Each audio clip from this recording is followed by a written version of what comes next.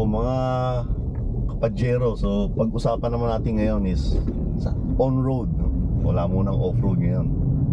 So on-road, most likely is driving on 2H or two-wheel drive. So ako personally, mas recommended ko gamitin ng 4H. So ano ba yung unique sa Pajero kung bakit pwede mong gamitin yung 4H sa kalsada?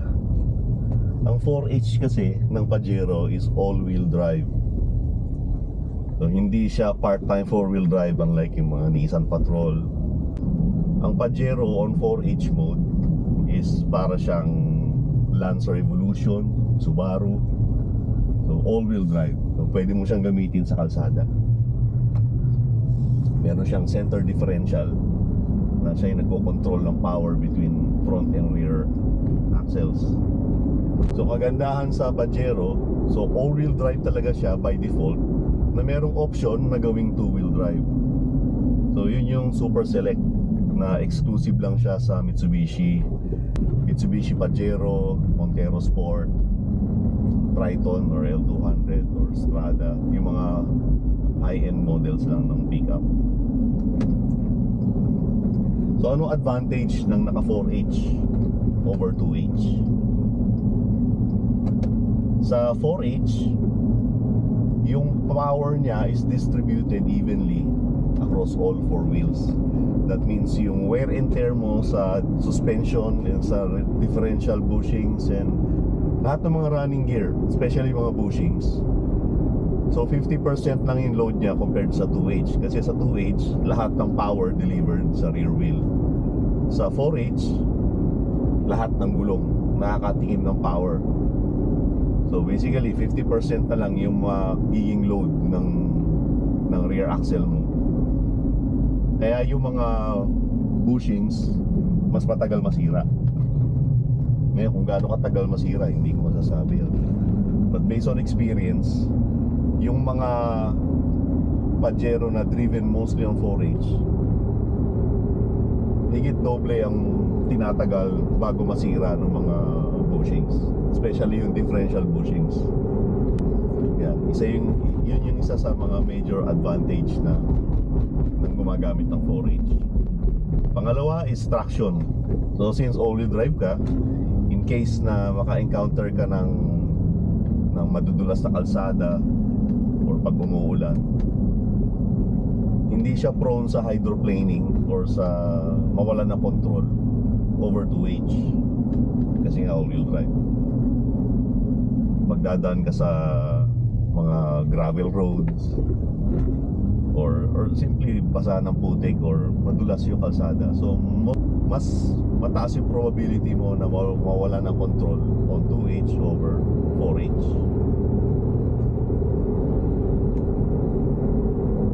So isa pang advantage na naka 4H lagi sa Pajero, okay, and also yung mga Montero, is on 4H naka-relax yung super select system.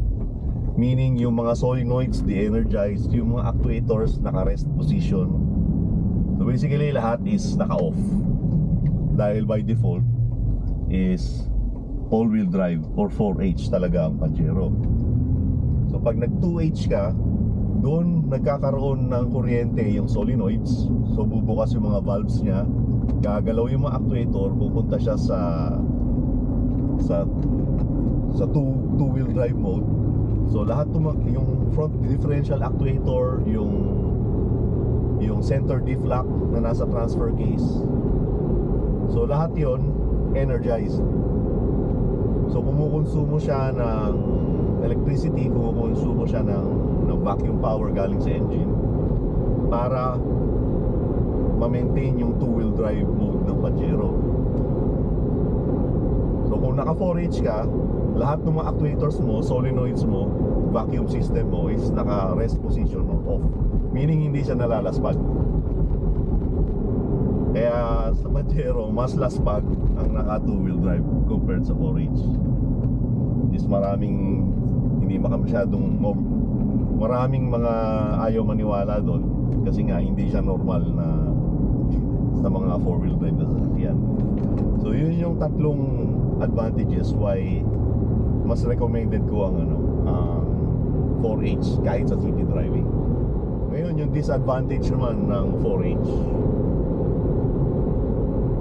so far wala akong makitang disadvantage ng gumagamit ng 4H, except lang na kapag nasa parking lot ka na or nagdadrive ka ng maraming liko-liko, lalo sa mga parking lot ng mall na naka-epoxy yung flooring, so mararamdaman mo na parang mayroong konting resistance lumiko. So medyo mahirap, hindi naman siya mahirap pero may resistance siya, so mas gusto niya na forward lagi umandar. So pag nililigo mo siya, medyo lumalaban ng konti manibela, or pag niligo mo, mas mabilis siyang bumalik sa center. So gusto niya lagi straight, kasi nga yung center differential ng Pajero, which is effectively viscous coupling, so pilit niya na pinagsasabay yung front and rear, or kinocontradict niya yung differential action ng center differential, para siyang LSD. So yun ang isa sa mga disadvantages ng 4H. Pero sobrang negligible nung pagiging mabibigat ng manibela. Halos hindi siya masyadong mapapansin. Yun lang. So regarding sa fuel consumption naman, so yan, maraming debate na kung ano mas malakas, 4H or 2H. So sa experience ko, wala pinagkaiba. So yes, malakas sa gas pag naka 4H, totoo yan. Pero malakas din sa gas pag naka 2H. So basta naka Pajero ka, malakas sa gas yun. So huwag yun ang pag-usapan ng fuel consumption. Sa Pajero, basically, at any given condition, malakas sa gas sa Pajero. So kung ayaw mo na malakas sa gas, huwag ka na lang mag-Pajero, kasi lakas talaga sa gas eh. Although minsan, medyo matipid na konti sa 4H. So meron akong isa pang video na ginawa dati na kinumpare ko yung driving on 2H and 4H. So mas matipid ng konti yung 4H, pero never naging mas matipid ang 2H sa 4H sa mga ginawa kong experiment. Either pareho lang or matipid ng konti yung 4H, pero sobrang negligible lang niya, halos baliwala. Isa pa wala sa mga reason kung bakit yung sa fuel consumption ng two-wheel drive and 4H is almost the same is sa Pajero kasi, when you shift to two-wheel drive, lahat ng running gear na related sa pagiging all-wheel drive is umiikot pa rin siya. Unlike yung mga traditional na part-time four-wheel drive, kapag nag-shift ka ng 2H, is nagdi-disconnect yung front hub. So yung wheel lang ang umiikot. So yung differential gears, everything is hindi umiikot.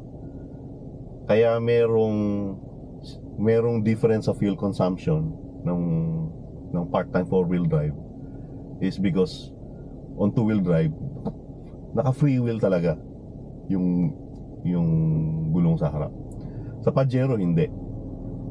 Dinidisconnect lang niya or piniprevent lang niya na makatanggap ng power yung front axles, pero umiikot pa rin siya. Yung differentials niya umiikot pa rin, yung axles umiikot pa rin. So kaya wala kang natipid na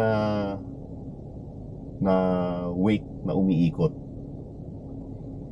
Kaya yun ang sa tingin ko kung bakit on 4H and 2H pareho lang ang consumption nila. If not, mas matipid pa nga sa 4H, kasi nga yung actuators mo and yung solenoids, kumukonsumo rin siya kahit papano ng kuryente at ng vacuum, which is power galing sa engine. Kaya yun ang isa sa mga nakikita kong dahilan niya. So yeah, kaya ako on 4H lagi, most of the time. Ginagamit ko rin yung 2H, lalo na pag pumapasok na sa mga parking lot. Yan. Para lang, kasi may konting resistance lumiko, baka may konting wear na mangyari. So, tsaka para magamit din, nandiyan naman siya, 2H. So, ang gandahan lang sa Pajero, so, pwede mo siyang i-shift between 4H and 2H at any speed. Like ngayon, pwede mo siyang gawing 2H. 2H tayo. So, hindi na kailangan mag-stop.